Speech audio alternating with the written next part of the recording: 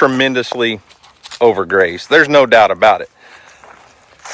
I don't like it. I hate it. I mean, honestly, I do not like that our pastures look like this. So I think this is our best option. I don't even know that it's a possibility yet, but best case scenario, if we wanted somewhere to put donkeys for a few months that had full grass.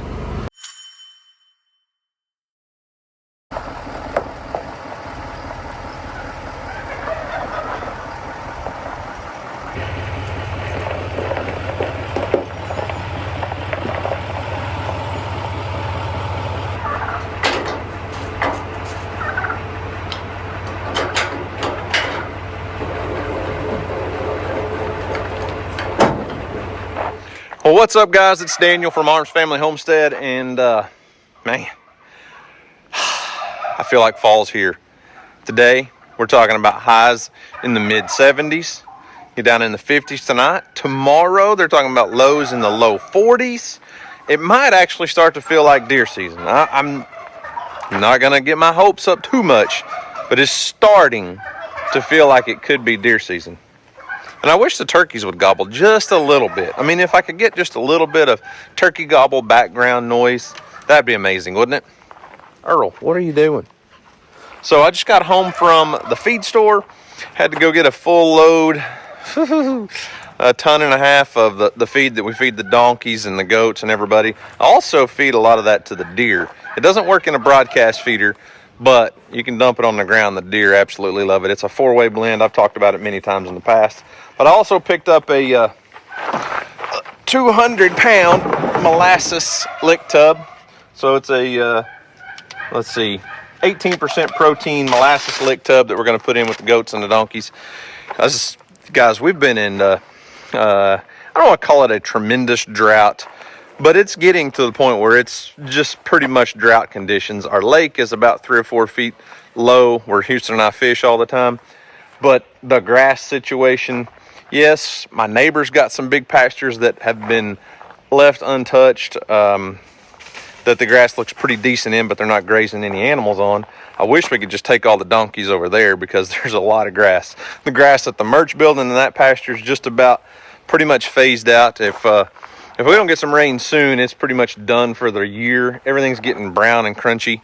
And we've got plenty of hay that we can feed the donkeys and the goats and all that stuff.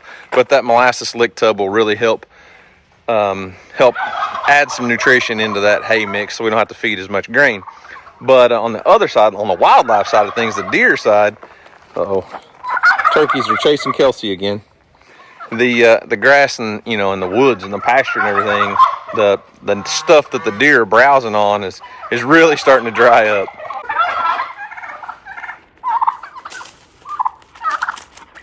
Kelsey, is Larry after you again today? Larry and the gang here.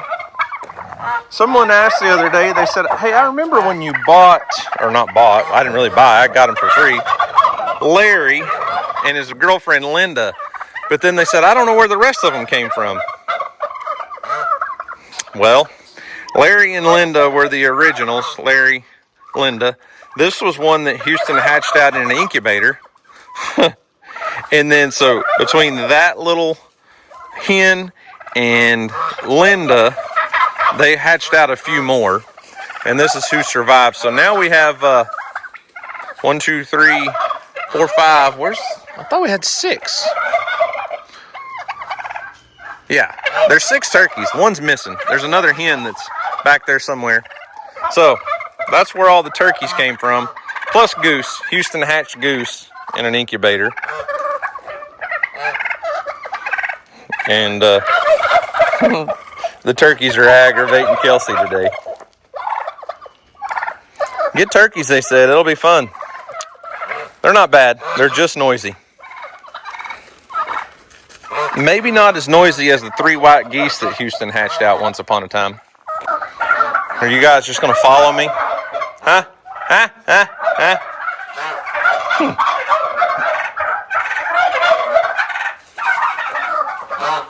So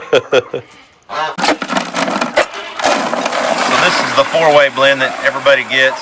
minus the birds. The birds don't get that. I mean, we had laying pellets for the chickens and stuff, but this 4-way blend is just a good all-purpose blend of several different types of things. And I don't like feeding the donkeys a lot of grain, but when you have no grass in the pasture, you just have to supplement them. It just is what it is. The donkeys and the goats. Yeah, this pasture looks really, really rough. The back pasture is still okay, but the grass has so little nutrition in it that, you know, I mean, they're just eating just a filler, basically. Guys, I can't even think. What is your deal today? Are you hungry? Oh, Goose said, yeah, I'm hungry. Oh, Kelsey, they got you cornered? Huh?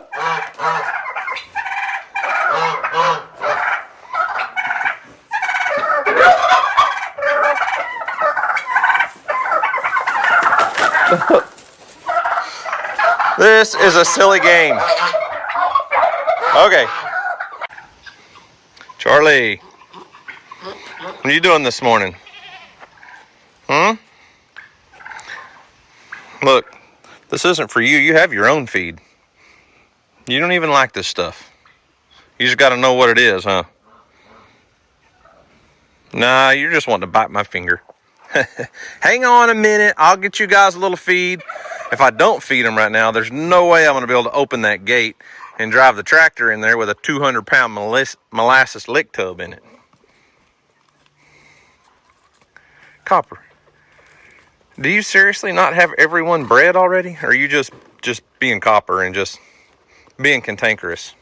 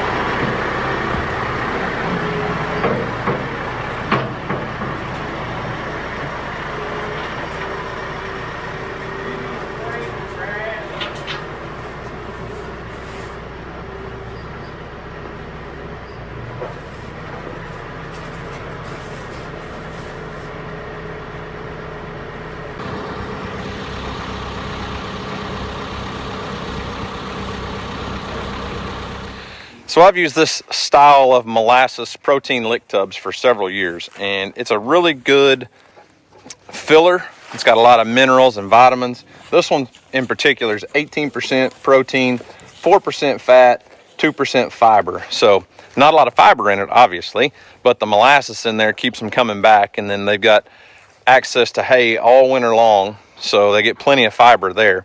So, you know, I know it's really hard for a lot of folks to understand. We live on 110 acres, but what you guys see with the animals is not much, honestly. And in a real world scenario, it wouldn't make sense logistically. I've talked about this many times. Economically, it wouldn't make sense. When your pastures look like this, it's not a good thing at all. And economics of it, dollars and cents of it, it doesn't make sense. Now, the whole pasture doesn't look completely like that. There is still a lot of grass areas out in here, but it is tremendously overgrazed. There's no doubt about it. I don't like it. I hate it. I mean, honestly, I do not like that our pastures look like this. And it's mostly just in certain areas, you know, where the animals spend most of their time. The problem is where they spend most of their time is where you guys see them on video the most. And it's kind of a catch-22 world, you know. If you just move out here in the pasture a little ways, there's not, I mean, don't get me wrong, it's not tall grass. It's not a big tall grass prairie, but there's still a lot of grass out here. But we get a lot of, I don't want to say complaints, but a lot of people saying, man, your pasture, your area where the animals are looks horrible. And that's because it does.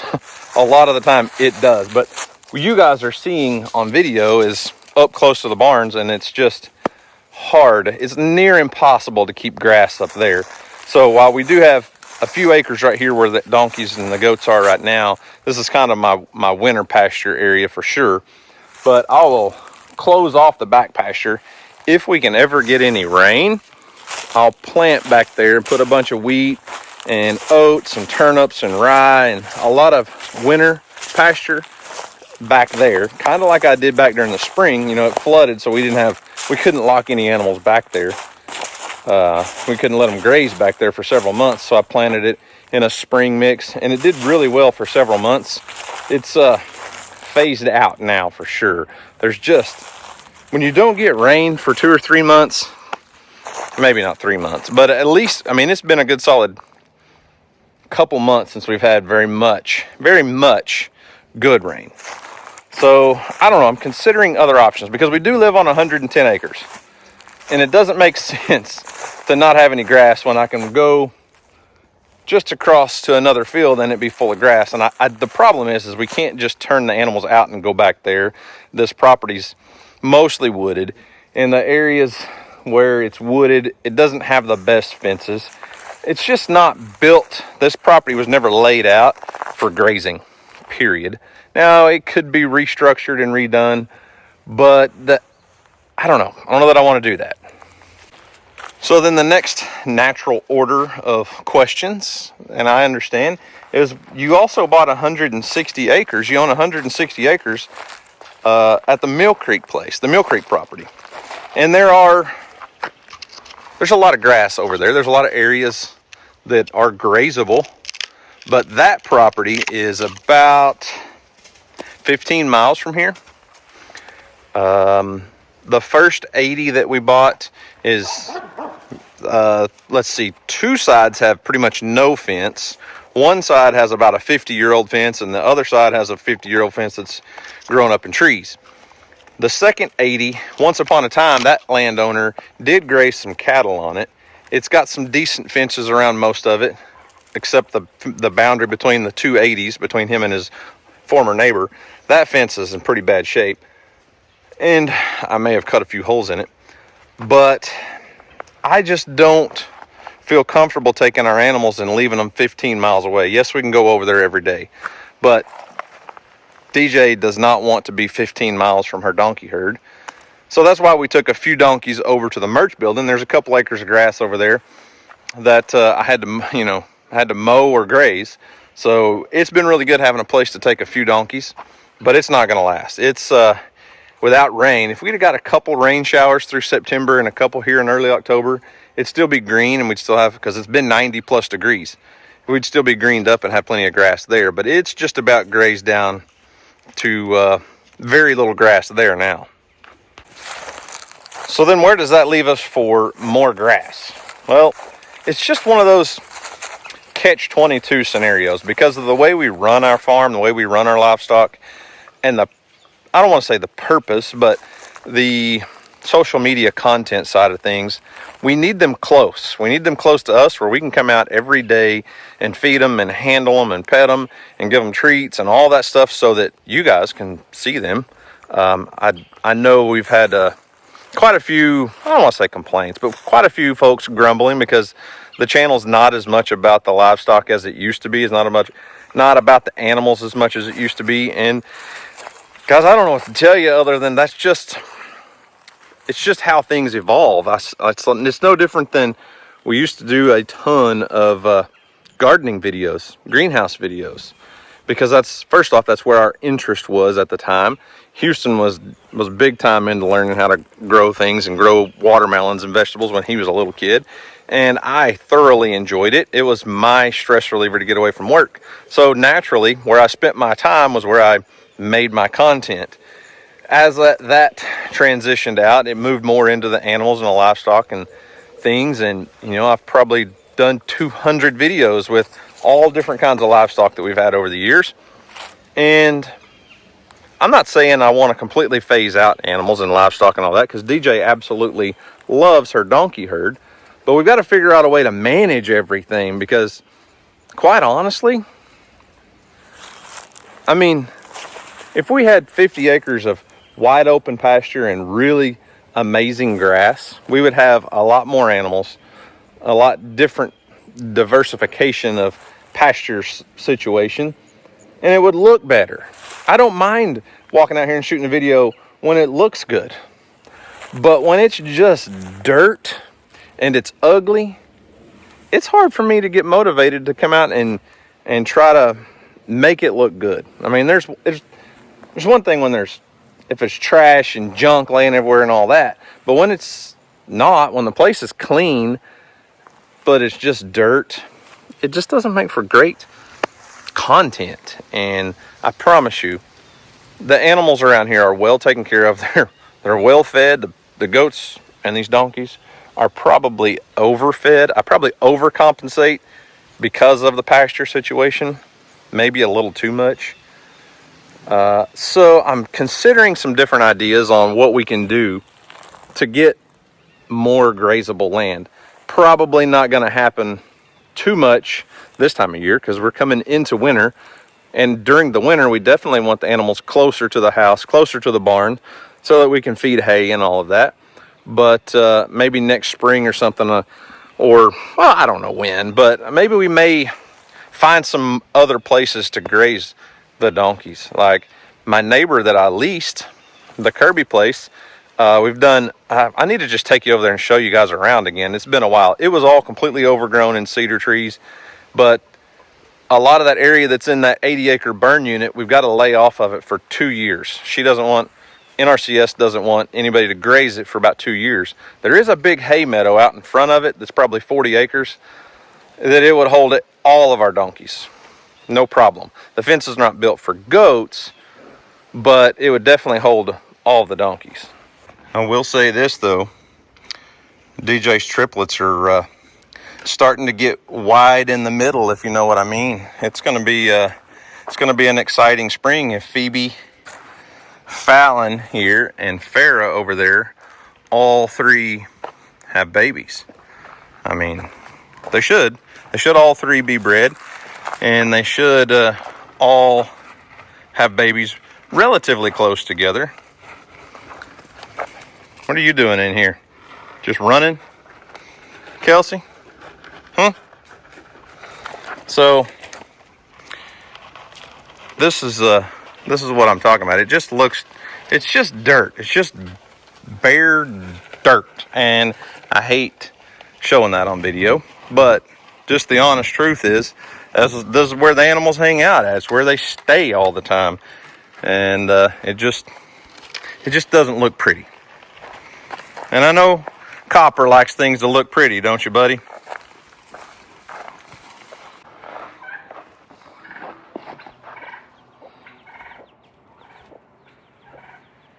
Excuse me, Father Time. You hungry? Brought you some food. You don't say much these days, do you? The mama hen still has her one baby chick. It's surviving.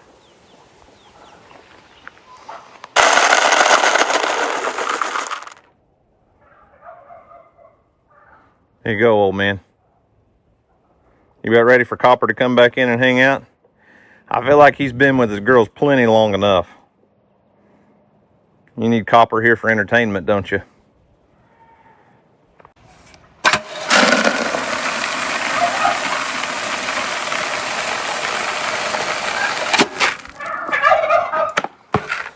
All right, I grabbed some feed for the deer and couple game camera batteries. Let's go drive around. So when it comes to content, social media content and everything, there's a fine line you have to walk in what interests you and what interests the audience. And a lot of creators get stuck in doing content that they don't enjoy anymore. I mean, it's just the way it happens sometimes. They start off doing something and they get into a very specific niche and they love it, and 2 or 3 years later they're kind of burnt out on it, so their content either has to evolve or they just get stuck doing stuff they don't enjoy doing. And I've always told you guys I'm not afraid to do different things content wise, and I'm not afraid to change it up. So that's why you guys have seen us evolve from Arms Family Homestead as just a homesteading channel that used to show growing a garden and canning green beans and, you know, chickens and goats, and that was about it. We've expanded, you know, as our interests have changed, as our hobbies have changed, as our family has changed, and I think that's important. So I don't want to do away with the animal content. I don't want anybody to get sidetracked on that, but there's a reason you guys have seen less and less animal content. But I want to go drive around and look around. So one thing we could do, and I've done some in the past, is portable, like temporary hot wire setup. You know, we've got a couple pastures that are 10 and 20 acres that we could graze if I could get the animals there. They just wouldn't be able to come back to the barn every day. So I'd have to load them up in a trailer, go build a temporary hot wire setup. But the problem is water. Now, I mean, obviously they wouldn't have shelter other than trees, but the donkeys and the alpacas don't really care about a barn anyways when it's fairly nice outside. Temporary hot wire setup is doable, especially if you can fence off about 8 acres, but that's a lot of temporary hot wire. So I'm coming up on one option, one thing that I'm considering. I've actually already sent a message to my neighbor.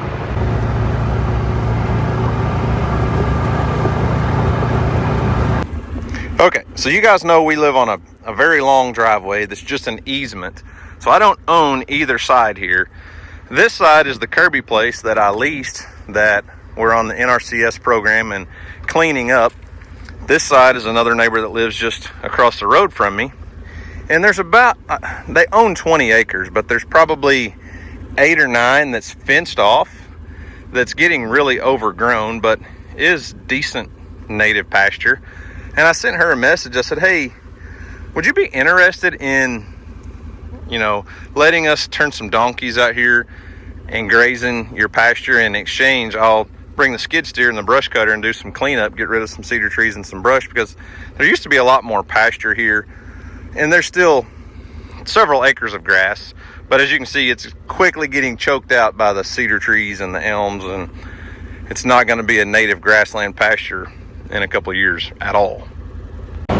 So I'm not saying it's a great option or even a long-term option, but there is a few acres of grass that's fenced off over here that could be grazed, just like we're doing with the merch place. It's not going to hold animals year-round. There's just not enough grass. There's not enough land there. This side, it could use a little skid steer work, and I've got the equipment, and then I could make content cleaning that up a little bit. And it's not huge. I mean, it would be a few days worth of work. In exchange, we would be able to put the donkeys in here, and every time we come in our driveway, they'd be right alongside our driveway. Kelsey, don't fall off now. So it's an option. Still waiting to hear back from the neighbor if they, you know, would want to do that. They haven't done anything with that property in years. They used to lease it, and there was a lady who had some horses on it, but it's been a really long time. And as you can see, it's a little overgrown. There is a pond. You guys won't be able to see it. It'd almost take a drone, but right on the other side of this little cedar tree, there's this row of cedar trees, there's a berm, and there is a small pond over there. It's not big. I hate the way it looks. The property needs cleaned up. It needs a little maintenance, and you know, we've been fortunate enough to lease this side and actually make it look a lot better. And while we're on the subject, the NRCS program that we're on this property to clean it up, I've shared that a bunch about that with you guys, but it's broken down into over a 3-year program. So we had 2024 work, 2025 work, and then a burn plan in 2026. Well, the 2024 work is all completed. The NRCS agent that I was working with actually got moved into another position, so we had to wait a few months. We got a new NRCS agent, and we were on hold for a Native American historical burial ground survey. We weren't able to do much work over here for several months until the survey come back to say that whether there was or wasn't any old historical burial grounds on this property. That came back clear. There's nothing we have to watch for there. And they came out and looked the property over and determined that we met all the requirements for the 2024 work, and that part is done. So we're waiting to get a paycheck there. I hired my buddy to come in with his bulldozer, if you guys remember, back in like April, March and April, and he won't let me pay him until I get paid, but I hate owing money. So hopefully they'll cut us a check and we can get current on that, and then hopefully really soon get started on this. The 2025 work is going to be a much larger project.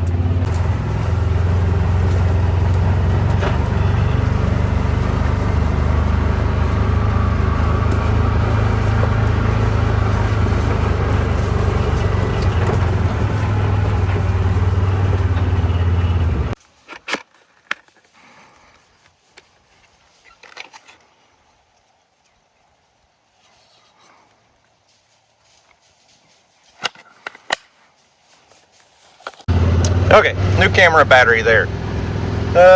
So supplemental feeding the deer a little bit. We're just not seeing a large number of deer right now. There's a few coming through, and I'm telling you, even some of the does you might have noticed on our videos, or we've hunted a little bit. Some of our does are looking really skinny, really slim, and I think it's just it's been a tough year, I guess. I don't know. Not sure what the deal is, but they are looking slim. Why are you raising up, Earl? You're making it hard for me to video. The dog's crazy.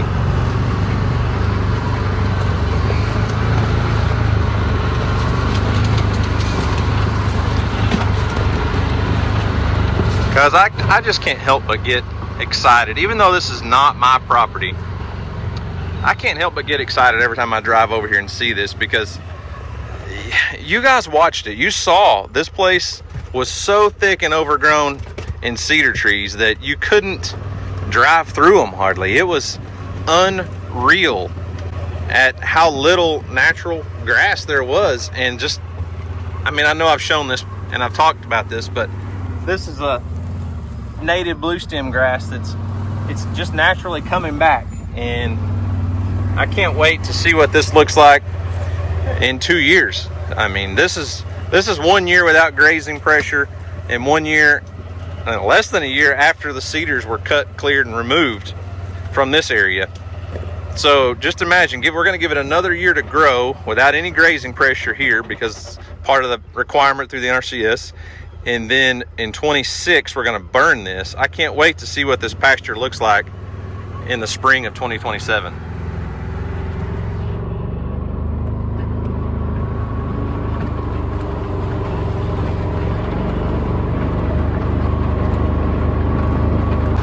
Okay, now back on the grazing idea.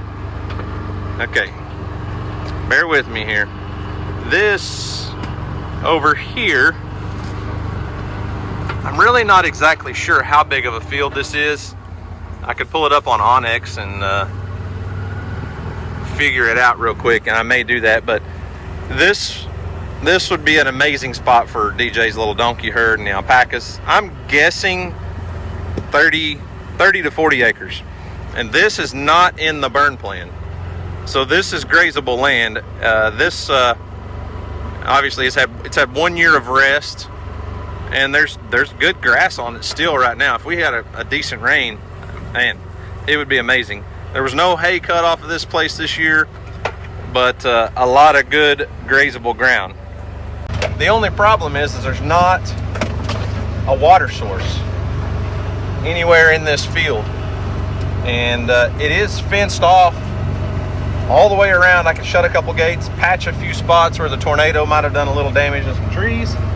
If you want to get off and run with Kelsey, go run with Kelsey.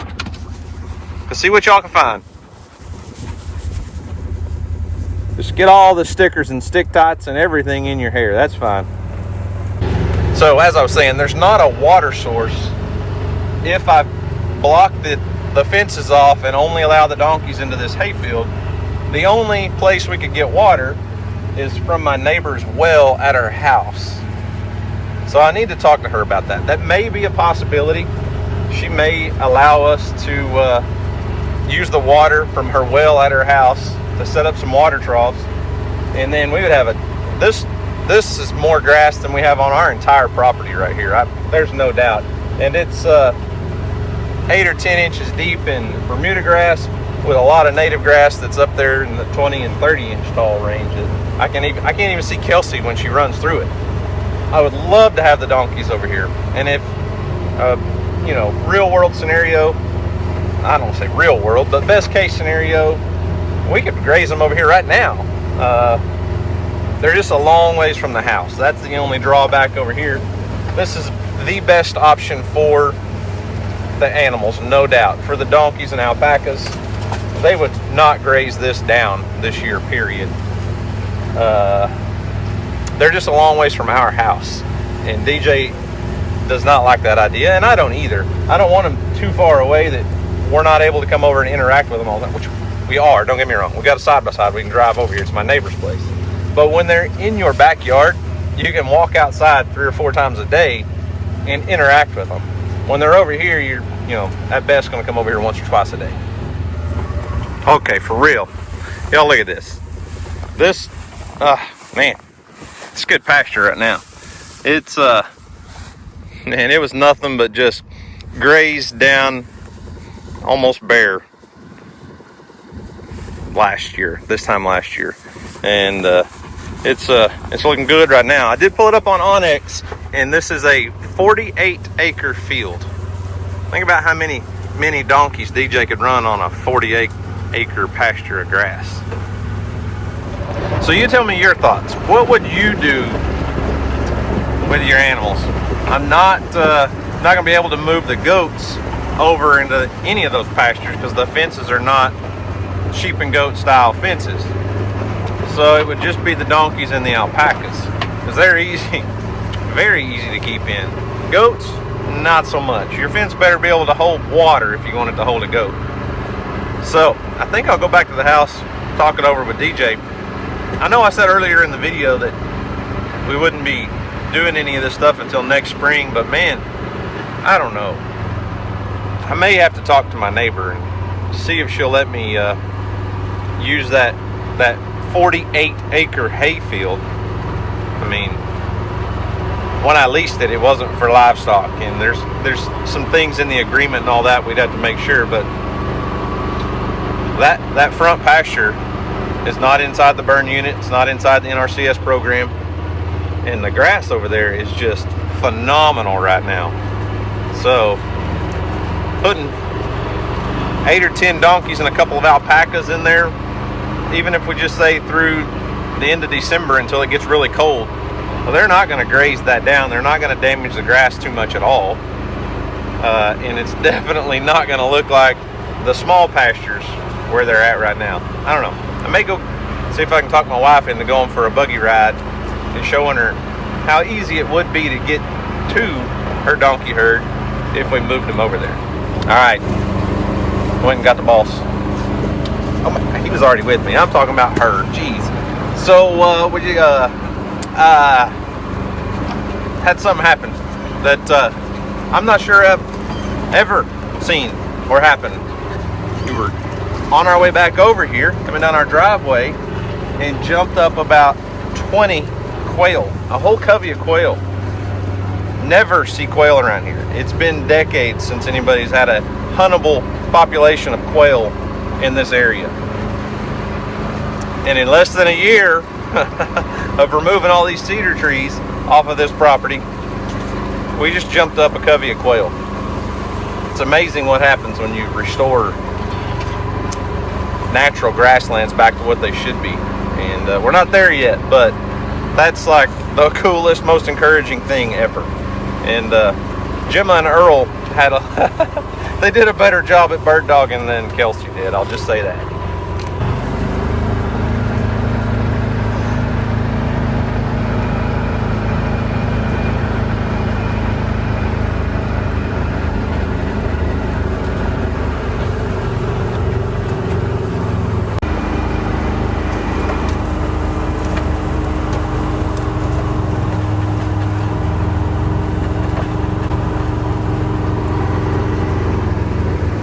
So I think this is our best option. I don't even know that it's a possibility yet, but best case scenario, if we wanted somewhere to put donkeys for a few months that had full grass, we'd obviously bring them back home before winter was over, because you got 4 pregnant girls, right?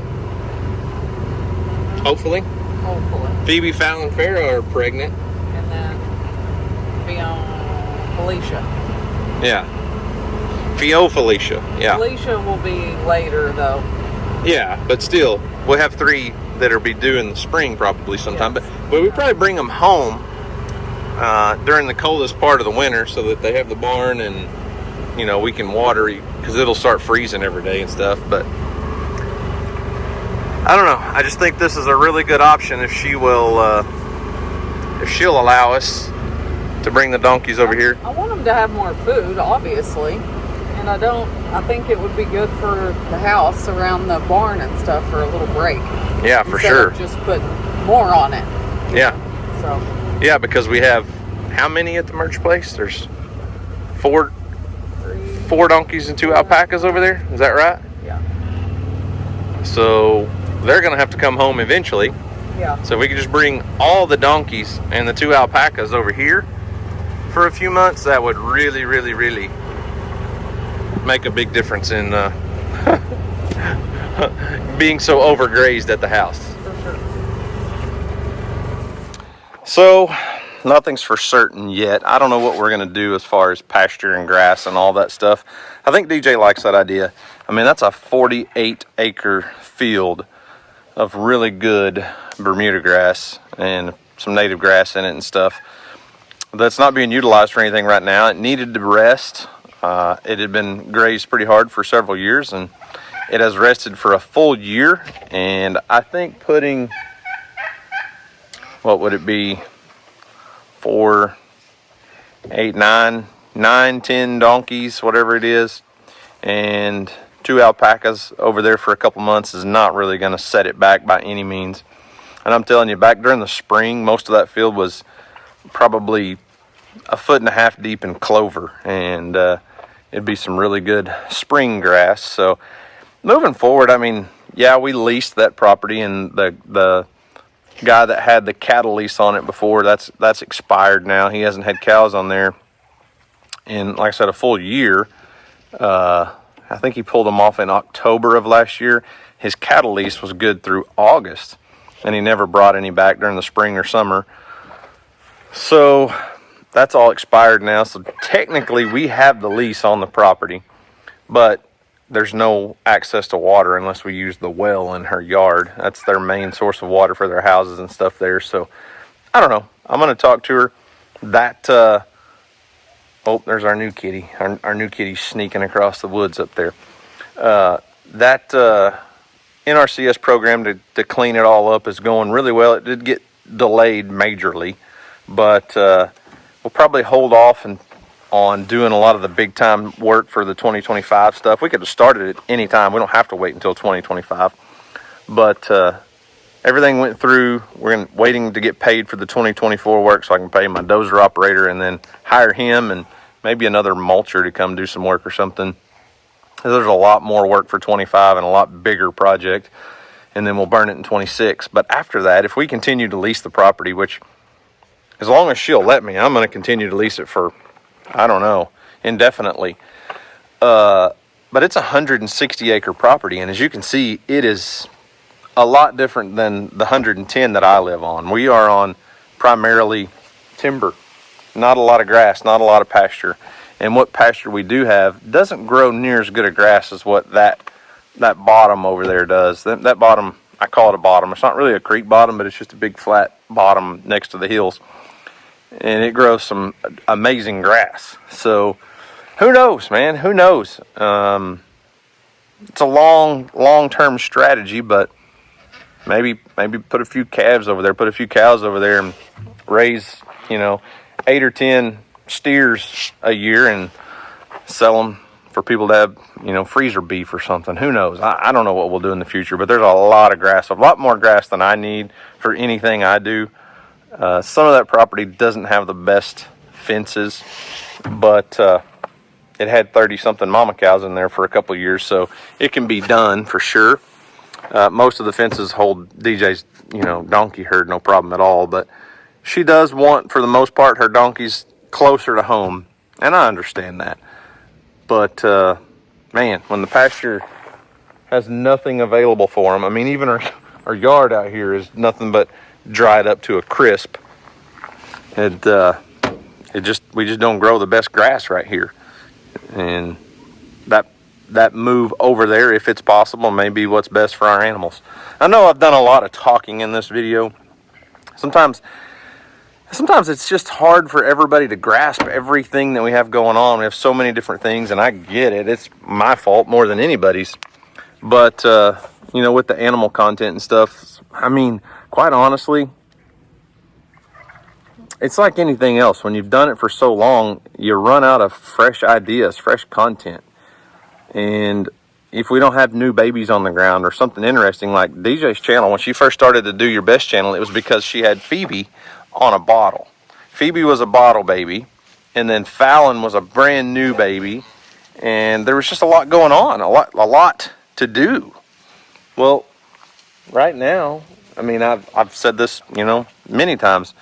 During the dead of winter and the dead of summer, there's just not a lot going on with the animals on this farm, and it's kind of boring. It's hard to come up with new and interesting stuff sometimes. So that's where all the pond and the equipment videos and the hunting and the fishing and all the other stuff that we do are just bringing you along and sharing our day-to-day life with you guys. And sometimes those things change over time. We're not growing a big garden anymore. We don't have, once upon a time, if you go back and look at my channel, I had like 30-something goats and raised a lot of meat goats and sent a lot of meat goats to the processor. And we ate quite a few. We haven't butchered a goat in a long time. We haven't even started with the next feeder steer. We had Ralph, and Ralph was a mini Hereford that he was only like 700 pounds. We normally put 1,000-pound steer or heifer in the freezer. And I haven't even started another one, so I'll probably end up just buying one off of somebody I know and feeding it for a few months and then processing it. I don't know, depends on how big it is, but we still want to raise our own beef. It just doesn't make any sense for me to bring in a 500-600 pound steer and try to put it on pasture here. We just don't have the grass for it right now. So who knows what the future holds? I don't know.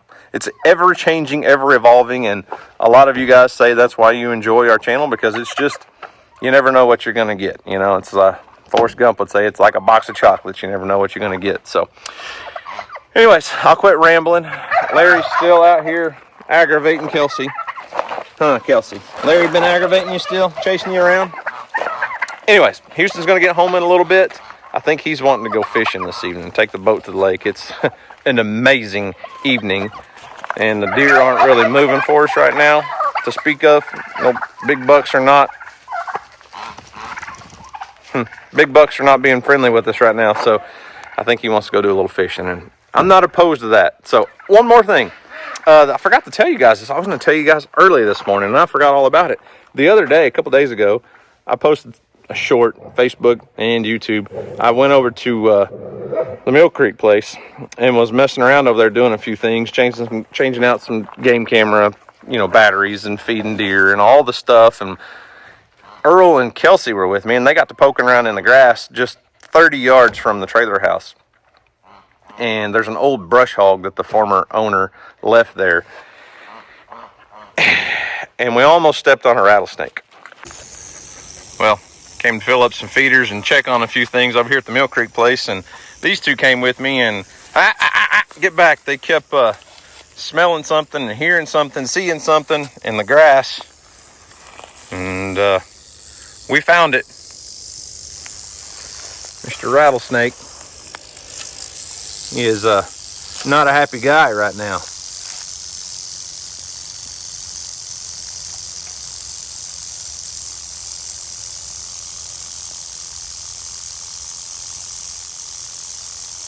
And by almost stepped on, I mean, Earl and Kelsey and I were stomping around the grass because I thought they were chasing a rat. And they probably were chasing a rat, but so was the rattlesnake. And so I ended up jumping up on the brush hog, because I was wearing shorts and tennis shoes. Jumped up on the brush hog so I could see around me in knee-high grass.